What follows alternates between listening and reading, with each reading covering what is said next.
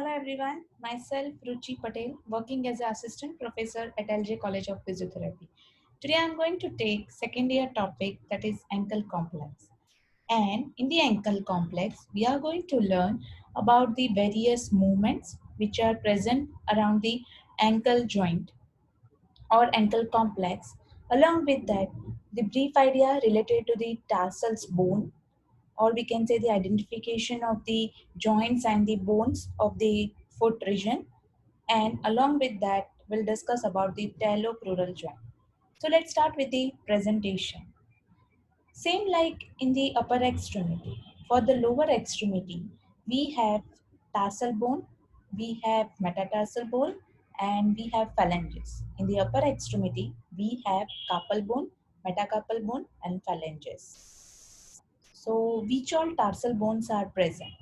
As we all know, we have calcaneum, then talus, navicular bone, three cuneiform bone we have, that is the medial cuneiform, median cuneiform, and lateral cuneiform, and then we have the cuboid bone.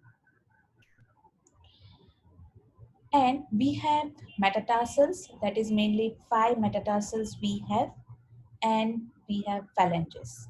The foot mainly it is divided into three region, that is hind foot, midfoot, and forefoot.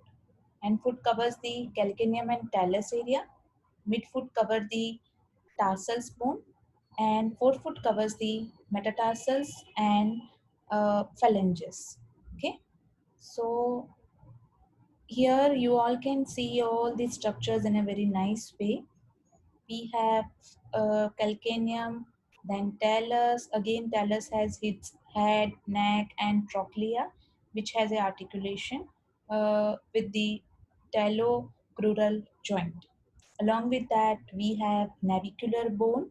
Then we have the cuboid cuneiform bone, that is the median cuneiform, medial cuneiform, lateral cuneiform, and then we have cuboid bone.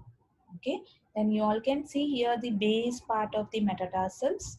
We have total 5 metatarsal, and then we have phalanges. In the phalanges we have the part of head, shaft, and base. Okay, so these are the foot structure. Here you all can see the arch. Okay, we have longitudinal arch and transverse arch in the foot, that we'll discuss in the coming lecture.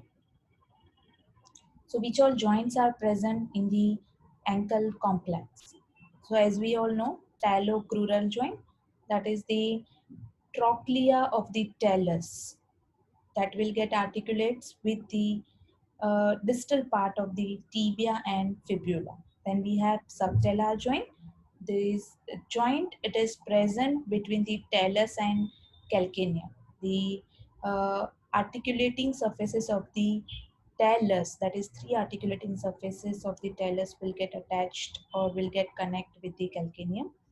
Then we have transverse tarsal joint, mainly navicular and cuboid bones will get articulates with the talus and calcaneum respectively. Then we have tarso-metatarsal joint, that is articulation of the distal row of the tarsal bone and the metatarsal base part. Then we have metatarsophalangeal joint, the distal part of the metatarsals and the base of the phalanges, which gets attached and forms the metatarsophalangeal joint. And then we have IP joint, that is the interphalangeal joints.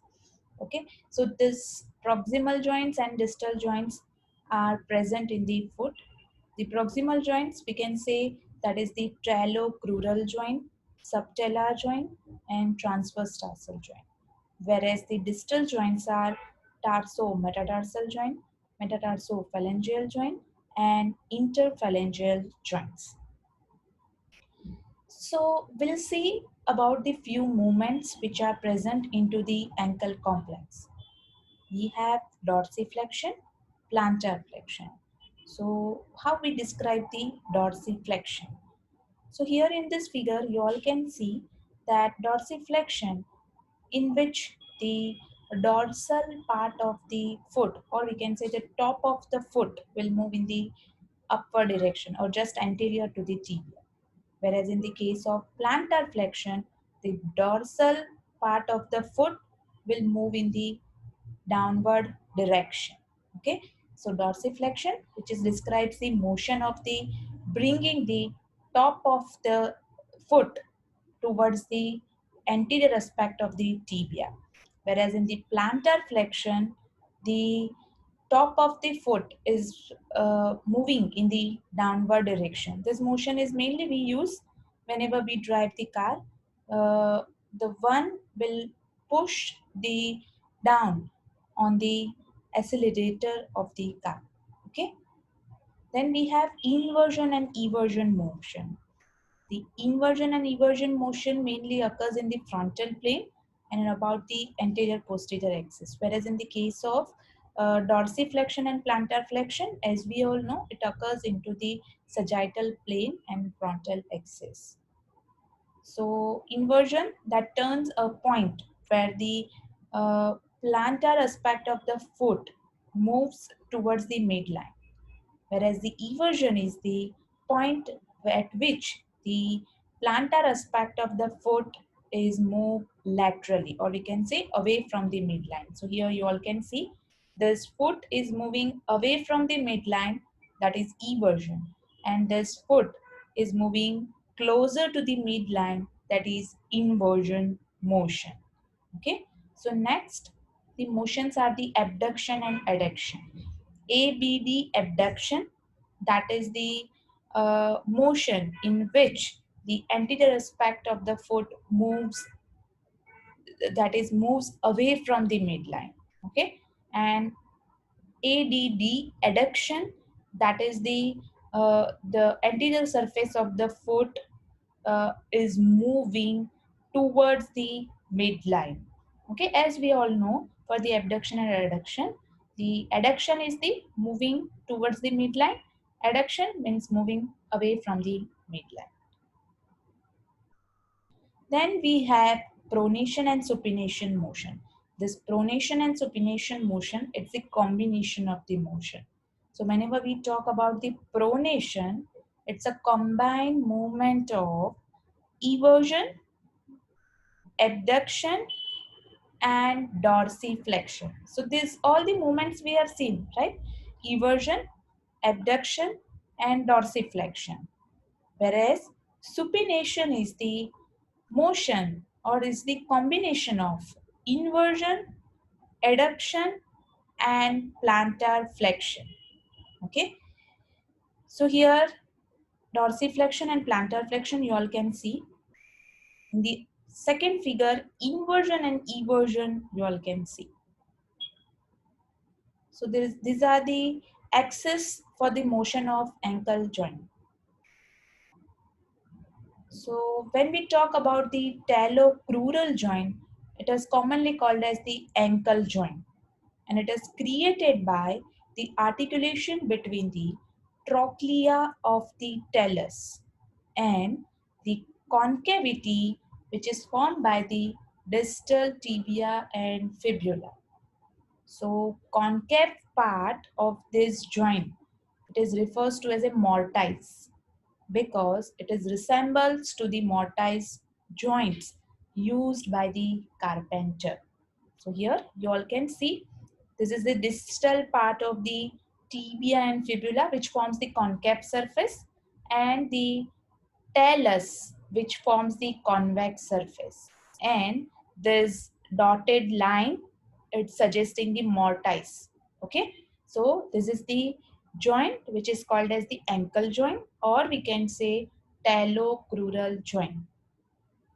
The term ankle refers specially to the talocrural joint, that is the articulation between the tibia and fibula, and the proximal attachment, it is called as the distal part of the tibia and fibula, whereas the distal attachment site, that is called as the talus, body of the talus which gets articulates.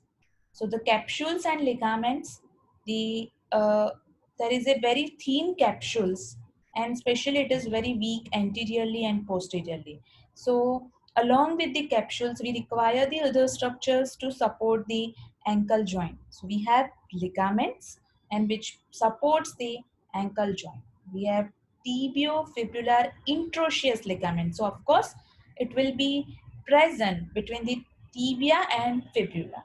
Another ligament it is medial collateral ligament, and the next is the lateral collateral ligament. So medial collateral ligament, it is mainly called as the deltoid ligament. It is very important. So we all should know because we frequently use this term, that is the deltoid ligament. Okay. As name itself suggests, its shape is in the deltoid. So we can say that is the deltoid ligament. Okay. So it has a superficial and the deep fibers that arises from the border of the tibial malleolus and inserts in a continuous line on the navicular bone anteriorly and talus and calcaneum distally and posteriorly. So here you all can see it originates from the tibia, distal part of the tibia, and one part will move in the anterior direction to attach to the navicular bone, the another which gets attached to the calcaneum, and another part which get attached to the talus. So that is distally and posteriorly it is attached to the calcaneum and talus. Anteriorly it get attached to the navicular, and whole this ligament it makes the fan shape, fan like shape, and that is why it is called as the deltoid ligament. Okay. So it's a very strong ligament, and there is very low or less chances for the injury of this deltoid ligament. So inversion and or pronated ankle and the talus will can cause the injuries to this deltoid ligament. However, this force may actually fracture or displace the tibial malleolus rather than making injury to the deltoid ligaments. So we can say this ligament is very strong. So whenever the twisting movement or whenever the pronated foot position is occurring, this ligament is not getting damaged, but the tibial malleolus will get fractured, or it is called as a avulsed fracture. Okay. Whereas the lateral collateral ligament, it has a three fibers, that is the calcaneofibular ligament, then anterior tibiofibular ligament and posterior tibiofibular ligament. And this ligament is very susceptible for the injuries. Many times the uh, sports person or athletic person are getting injured to this LCL. Okay, so here you all can see the posterior talofibular ligament, anterior talofibular ligament, and calcaneofibular ligament. So in contrast to the medial collateral ligament, this lateral collateral ligament helps to control the inversion, or we can say the supination position of the ankle. And if any sudden jerky movement is coming, then this ligament can injure. However, with the rest, with the proper physiotherapy and by using the brace, we can recover this LCL injury. So the kinematics, it's a 1 degree of freedom that permitting dorsiflexion and plantar flexion. So here we are talking about the talocrural joint. So talocrural joint has mainly one motion, that is dorsiflexion and plantar flexion motion. The motion, dorsiflexion, as we all know, the dorsal aspect of the foot will moving in the upward direction or closer to the tibia. Whereas in the case of plantar flexion, the dorsal aspect of the foot is moving towards the ground. Okay. So this degree, that is whenever we talk about dorsiflexion and plantar flexion, the foot will be in the 90 degree of the angle, and which is called as the, we can consider as a 0 degree. And then if the person is moving in the upward direction, so that is dorsiflexion, and that occurs around the 0 to 20 degree. Whereas the plantar flexion, that is downward movements towards the ground, that is around the 0 to 50 degree. Okay. So this is all about the brief idea related to the ankle complex as well as ankle joint. The arthrokinematics of the ankle joint we'll learn in the next lecture. So for this chapters, you all can refer the joint structure and function by Cynthia Norkin. It is very nicely given, this chapter in that. Thank you.